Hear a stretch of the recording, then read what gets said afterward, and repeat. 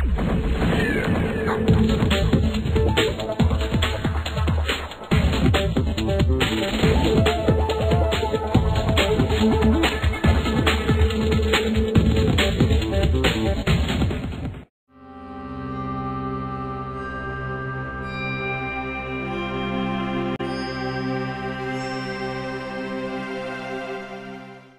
we're back. Here's another edition of the Mike and the Jaffman Show. I am high school sports editor Mike Barger, and I'm here with high school sports football guru Mark Jaffe. And before we start, I'd say one thing. If you've been driving on Interstate 84 near exit 22, 84 East, and you happen to look up and you see large images of Mark and myself, please do not drive off the road. Please try to keep your hands on the wheel, eyes straight ahead. We don't want any accidents. I know it's hard enough to watch us in this little screen, let alone seeing us larger than life. So, safety first. Now, let's move right to football. Biggest game of the week, of course, was Seymour-Crosby. I had chosen Crosby to win. The Jaffman picked Seymour. And, of course, as usual, the Jaffman was correct. Seymour with the victor. But it wasn't an easy thing. I mean, 20-point fourth quarter really kind of set the game apart. Seymour's Michael Shesky continues to dominate play.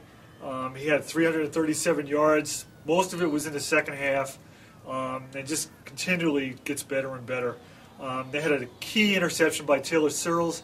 It was a deflection late in the game with Seymour leading 23-19, and from there on it was the Wildcat night. Stephen Dunbar had one of the greatest plays so far this season. Early in the game, a touchdown pass. Took a slant pattern over the middle near the 50-yard line and just outran everybody across the field and down the sideline. And it was, it should have really set the tone for the rest of the game. There was another great play by Crosby. Deon Hojo had a 95-yard kickoff return down the right sideline, and it gave Crosby the lead 18-16, and they got the extra point. But they just couldn't hold on with 3 minutes left in the fourth quarter, and the third quarter. So it was one of those things that Crosby's going to have to bounce back quickly. They got Naugatuck and Wolcott back-to-back weeks. Both teams have 2 losses, so this is a critical week for Crosby on the road. And then brings us to Woodland Torrington. Another one I got wrong. I had chosen Torrington, of course, to win. Very close game. But the Hawks, huge win, actually, on the road. And I said last week that they're going to probably be the most improved team in the second half. And I believe that because it's going to take a little time for Coach Tim Shea to get the team into his system. But once they do that, I think that with all the personnel changes they have this year, I think they're going to really be a top flight team in the second half. And I really, again, we talk about John Murren being one of the better players, versatile players in the league. And he's proving that. He had 2 touchdown runs, and he also had a key interception to help in their comeback bid against Torrington. Moving up north, a Berkshire League battle, even though there's no Berkshire League Football League. Gilbert playing Wolcott Tech, and the Gilbert had quite a performance by Jay Farkas.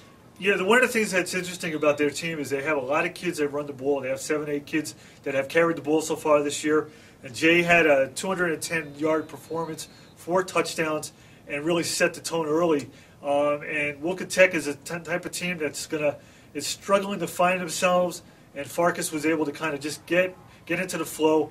Offensive lineman left guard Matt Dombrowski says that the Yellow Jackets are really hungry this year after a couple of subpar seasons, and they really believe at 2-2 they're going to have a really good season, and it looks like they are going to. So it's going to be interesting to see the second half.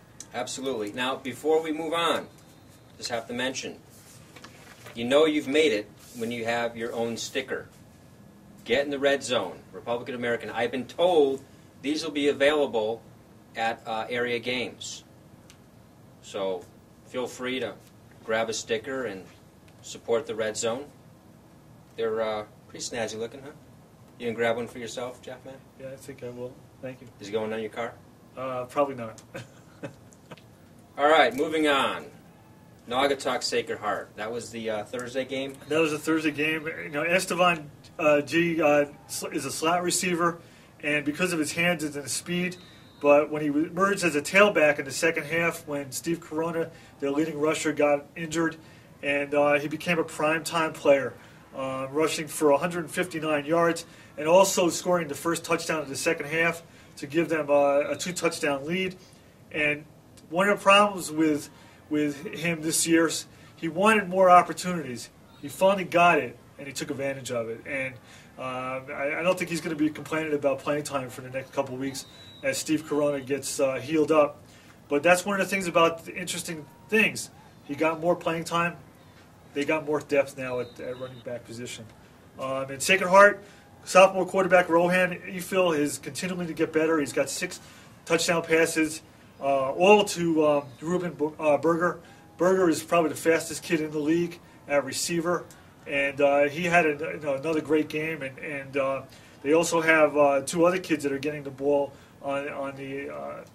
as receivers, and they're just going to take a little time to get a little more depth and improve. This show is packed with information from the Jaffman. Let's go over the NVL standings real quick here. Naugatuck's win and Woodland's win puts both of them undefeated in the Copper Division.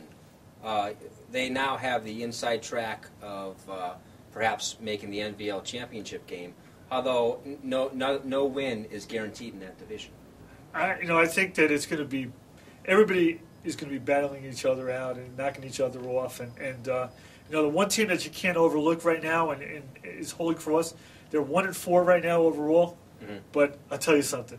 They're one of the better 1-4 teams that you're going to find. They have had some tough losses, and obviously Kennedy's much improved. And there's a couple of teams that are just need a little more experience, but they're capable of beating the big boys. We shall see soon enough. Well, thanks for joining us here on the Mike and the Jaffman Show. Thanks for joining us.